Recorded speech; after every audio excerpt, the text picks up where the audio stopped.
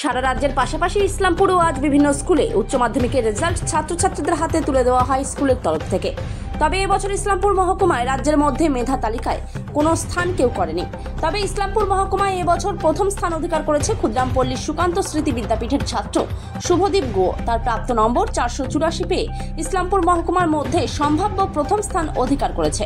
অপরদিকে শুভজ্যোতি ভাওয়াল 479 নম্বর পেয়ে মহকুমায় সম্ভাব্য দ্বিতীয় স্থান অধিকার করেছে। অপরদিকে ওই স্কুলেরই ছাত্রী রত্না বিশ্বাস 450 নম্বর পেয়ে স্কুলের সম্ভাব্য প্রথম করেছে।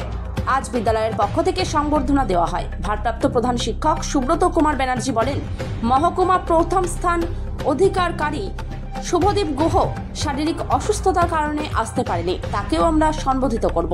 নিখিলবঙ্গ শিক্ষক সমিতির পক্ষ থেকে তাদের সংবর্ধনা জ্ঞাপন করা হয়।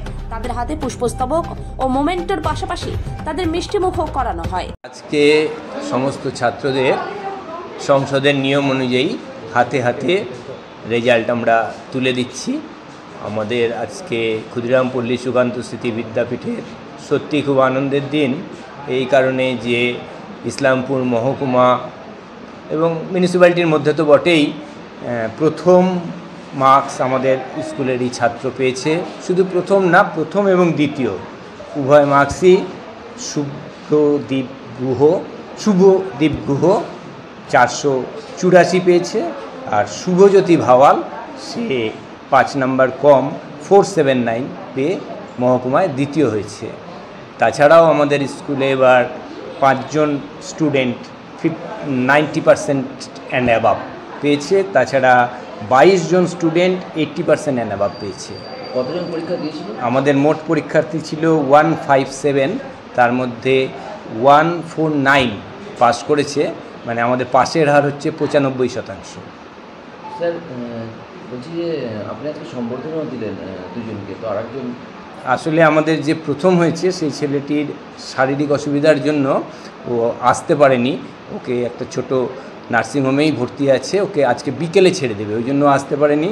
কিন্তু যেহেতু শুভজ্যোতি ভাওয়াল আমাদের দ্বিতীয় হয়েছে মহকুমায়, ওকেই আমরা বিদ্যালয়ের পক্ষ থেকে সম্বর্ধিত করলাম। এবং আর্টসে 450 পেয়ে 90% পেয়ে রত্না বিশ্বাস হয়েছে আর্টসের মধ্যে প্রথম, তাই ওকেও আমরা সম্বোধিত করলাম, যাতে আর্টস নিয়ে পড়ারও ছাত্রছাত্রীদের একটা আর্জ থাকে।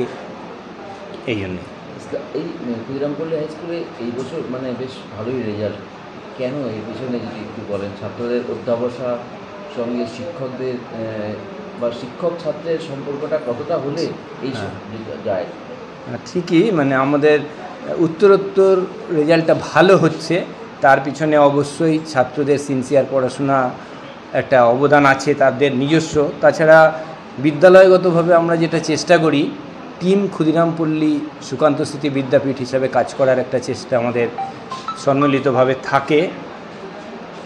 আর তার জন্য আমরা বেশ কটা মেজার্স ধীরে ধীরে নেওয়ার চেষ্টা করেছি। যেমন অনেক আগে জানেন আমাদের বাউন্ডারি ওয়াল ছিল না, কিন্তু বাউন্ডারি ওয়াল তৈরি হয়েছে বেশ কিছুদিন, তারপর থেকে 22 সালে কমপ্লিট হয়ে গেছে। তারপর থেকে আমরা বাচ্চাদের সাধারণত আর বিদ্যালয়ের বাইরে যেতে দিই না টিফিনের সময়।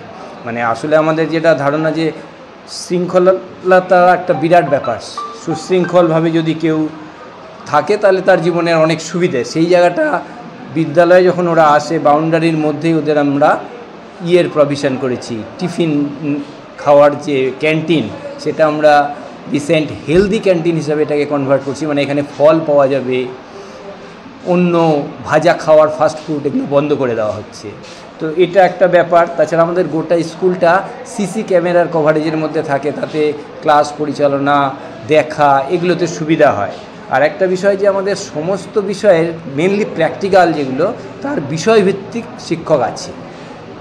এমন না এই ক্রাইসিস, এই সময় তো চারিদিকে আপনারা জানেন শিক্ষকদের যে একটা সমস্যা চলছে, তার মধ্যেও আমাদের বিদ্যালয়ে সমস্ত প্র্যাকটিক্যাল বিষয়ের শিক্ষক, পার্মানেন্ট শিক্ষক আছে। এটা একটা প্লাস পয়েন্ট বলে আমাদের মনে হয়েছে। তার জন্য ভালো ছাত্ররা আমাদের এখানে ভর্তি হয়েছে। আমরা কম্পিউটার সায়েন্স দিতে পারি, কম্পিউটার অ্যাপ্লিকেশন তো পড়ানোই হয়। আগামী বছর আমাদের ইচ্ছে আছে আর্টিফিশিয়াল ইন্টেলিজেন্সি, যদি ছাত্রদের নিড থাকে তারা এসে আমাদের এই বছর ভর্তির সময় বলে। এই বছর আমাদের ভর্তির ফ্লোও খুব ভালো। তাছাড়া আমাদের একটা সুসজ্জিত লাইব্রেরি আছে, এই বাচ্চারা যখন এদের অফ ক্লাস ছিল তখন এরাই অনেকটা সময় লাইব্রেরিতে কাটিয়েছে। এই ফেসিলিটিগুলো আমরা দিতে পেরেছি, এটুকুই আমাদের মনে হয়েছে, আরও কিছু দেওয়ার আছে, এই আর কি। আপনার নাম? সুব্রত কুমার ব্যানার্জি, টিআইসি।